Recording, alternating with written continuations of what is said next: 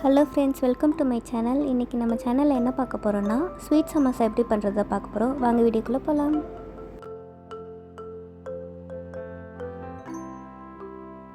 முதல்ல பீட்ரூட்டை நல்லா வாஷ் பண்ணி எடுத்துக்கோங்க.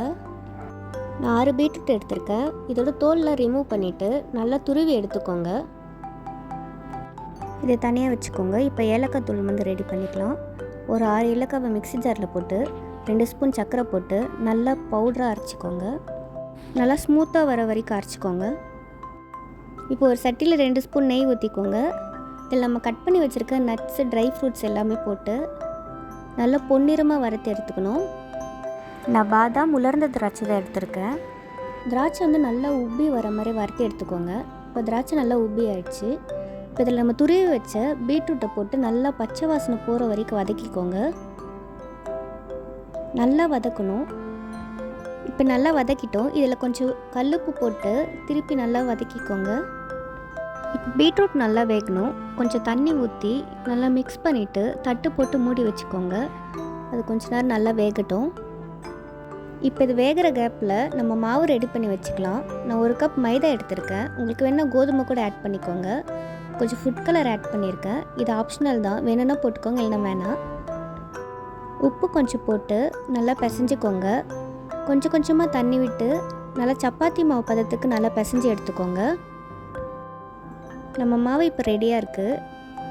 நல்லா சாஃப்டாக வந்திருக்கு. இப்போ இதில் 2 ஸ்பூன் ஆயில் போட்டு நல்லா பிசைஞ்சு எடுத்துக்கோங்க. எவ்வளோக்கு எவ்வளோ பிசைகிறோமோ அப்போ தான் மாவு நல்லா சாஃப்டாக இருக்கும். நல்லா பிசைஞ்சு எடுத்துக்கோங்க. இப்போ ஒரு தட்டு போட்டு நல்லா மூடி வச்சுக்கோங்க. பீட்ரூட் வேகிற வரைக்கும் இது அப்படியே இருக்கட்டும். இப்போ பீட்ரூட் வெந்துச்சா செக் பண்ணி பார்க்கலாம். தண்ணி நல்லா ட்ரை ஆகிடுச்சு. இப்போ பீட்ரூட் எடுத்து செக் பண்ணி பார்க்கலாம். பீட்ரூட் நல்லா வெந்துடுச்சு. இப்போ இதில் தேவையான அளவு சர்க்கரை போட்டுக்கோங்க. நான் 1 கப் சர்க்கரை எடுத்திருக்கேன். ஏலக்காய் தூள் அப்படியே போட்டு நல்லா மிக்ஸ் பண்ணி எடுத்துக்கோங்க. உங்களுக்கு எவ்வளோ ஸ்வீட் வேணுமோ அவ்வளோ ஆட் பண்ணிக்கலாம். நான் துருவின பீட்ரூட் 3 பங்கு வந்திருக்கோம். நான் 1 பங்கு சுகர் ஆட் பண்ணியிருக்கேன். அதுக்கு நம்ம சர்க்கரை சேர்த்த உடனே ஃபஸ்ட்டு தண்ணியாக தான் இருக்கும் பீட்ரூட்டு. எவ்வளோக்கு எவ்வளோ கொதிக்க விடுறோமோ அது நல்லா கெட்டியாக ஆகிடும். இப்போ ஸ்வீட் ரெடி ஆயிடுச்சு. இதுதான் நம்ம அந்த மாவுக்குள்ளே வைக்க போகிறோம். ஃபஸ்ட்டு பார்க்க தண்ணியாக தான் இருந்தது.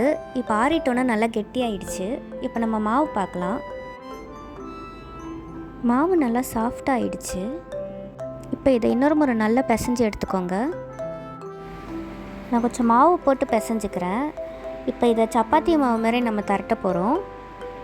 ரொம்ப சாஃப்டாக இருந்தால் மாவு சேர்த்து தரட்டிக்கோங்க. இது ரொம்ப மெலிசாக தட்டணும்னு அவசியம் இல்லை. ஓரளவுக்கு மெலிசாக இருந்தால் போதும்.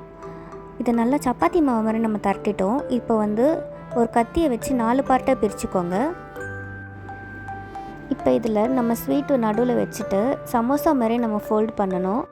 இது பீட்ரூட் வச்சு தான் பண்ணணும்னு இல்லை. உங்கள்கிட்ட கேரட் இருந்தாலும் இதே மாதிரி ஸ்வீட் பண்ணி நீங்கள் பண்ணிக்கலாம்.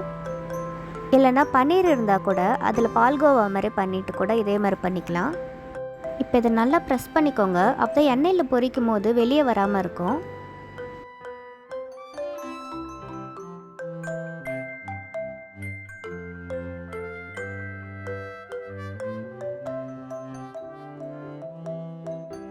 நான் ஃபஸ்ட் டைம் வேறு மாதிரி ஃபோல்ட் பண்ணேன். இது செகண்ட் மெத்தட். இது உங்களுக்கு எது ஈஸியாக இருக்கோ அதே மாதிரி ஃபோல்ட் பண்ணிக்கோங்க.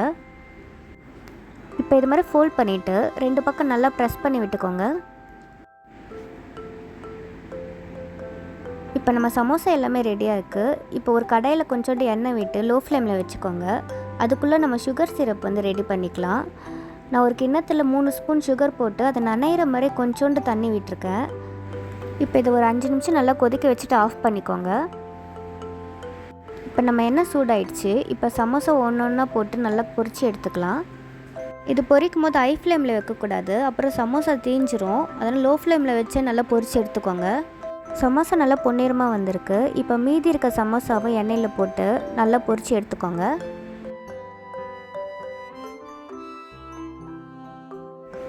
இப்போ எல்லா சமோசாவையும் சுகர் சிரப்பில் போட்டு நல்லா திருப்பி எடுத்துக்கோங்க. இந்த சிரப் வந்து நல்லா பாகுபதம் வரணும்னு அவசியம் இல்லை. குலாப் ஜாமுனுக்கு எப்படி நம்ம ரெடி பண்ணுறோமோ அதே பதத்தில் இருந்தால் போதும். எல்லா பக்கமும் வர மாதிரி நல்லா டிப் பண்ணி எடுத்துக்கோங்க. இப்போ நம்ம ஸ்வீட் சமோசா ரெடி.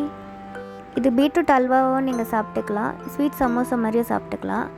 இப்போ பீட்ரூட் வச்சு ஒரு ஹெல்த்தியான ரெசிபி நம்ம வீட்டிலே பண்ணியாச்சு. நீங்களும் இதே மாதிரி பண்ணிவிட்டு எப்படி இருக்குன்னு சொல்லுங்கள். இது வெளியே பார்க்க சமோசா மாதிரியே இருக்கும், உள்ளே நல்லா ஜூஸியாகவும் இருக்கும். சில பேருக்கு பீட்ரூட் பொரியலாக சாப்பிட்றது பிடிக்காது, அதனால் நீங்கள் இது மாதிரி செஞ்சிங்கன்னா பீட்ரூட் சாப்பிட்ட மாதிரியே இருக்கும். பீட்ரூட் வந்து நம்ம உடம்புக்கு ரொம்ப நல்லது. இதில் விட்டமின் பி இருக்குது, அயன் சக்தி இருக்குது. நம்ம உடம்புல ரத்தத்தோட அளவையும் இது இன்க்ரீஸ் பண்ணும். அதனால் பீட்ரூட் பிடிக்காதவங்க இதே மாதிரி செஞ்சு சாப்பிடுங்க. இந்த வீடியோ உங்களுக்கு பிடிச்சதுன்னா நம்ம சேனலை சப்ஸ்கிரைப் பண்ணி சப்போர்ட் பண்ணுங்கள். தேங்க்யூ.